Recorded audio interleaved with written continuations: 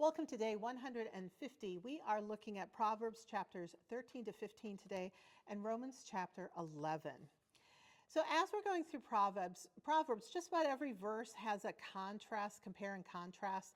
Like the first half of the verse is like a positive and the second half is a negative. So be aware of that as you're going through.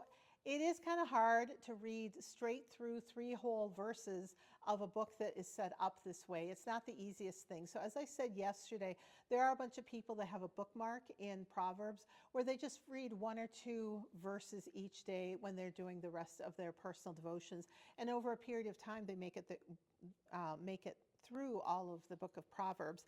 But it comes in chunks that are a little bit easier to think about and process each day. But right now, we're trying to get through the whole Bible, so we're going to be reading bigger chunks of Proverbs.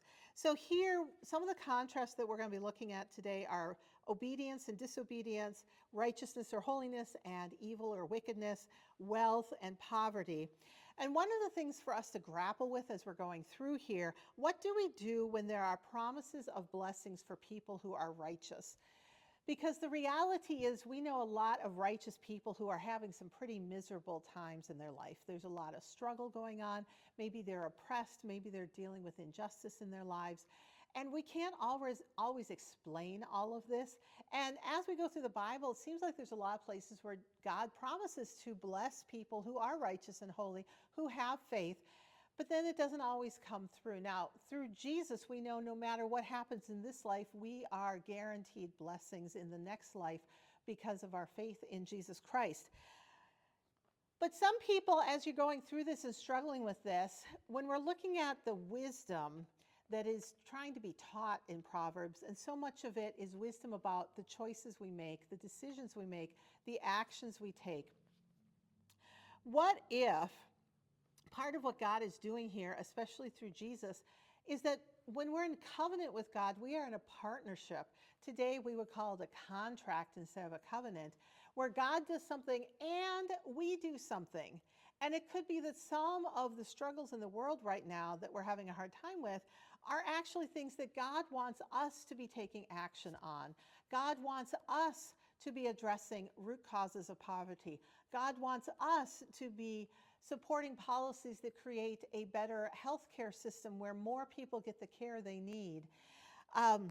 What if we have a job of caring for the oppressed and suffering? Matthew 25 is definitely a place where Jesus seems to indicate that we are to be feeding people, offering water for the thirsty, visiting those that are in prison, taking care of the lonely. So does God expect us to be in partnership and that we are to be doing some of this work? Therefore, between Proverbs and Romans, when we are making choices in our daily lives, are we making choices that are building up mercy and justice in the world so that other people are having a better life? Or are we making choices that are limiting justice and mercy in the world? Chapter 14 makes us think about what's in our hearts and our minds. It's one thing for words to come out of our mouth. It's one thing for people to see the actions of our hands and feet. But what is in our heart? What is in our mind? What is truly deep within us? Because what we say and what we do really comes from our heart and our mind. What do we believe in? What are we thinking? So wisdom or foolishness is often rooted in our hearts and our minds. Our decisions come from a place of wisdom or folly. We can choose what's the focus of our hearts and mind, and then that will be seen in our words and in our actions. The last chapter of today's readings, chapter 15, talks about a pathway of wisdom or foolishness that we get to choose, but also reminds us that no one is always holy and righteous and wise, and no one is always wicked and foolish. Fools can be wise, wicked people can show mercy or justice. What are our choices? Every day we get a chance. God gave us free will, and every day we can use that free will for good or for not so good. So which path have we decided to be walking on most of the time in our lives?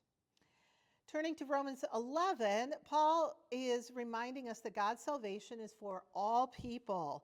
God has not rejected the Jewish people, even though they are struggling to understand who Jesus is and what Jesus' role is in God's plan.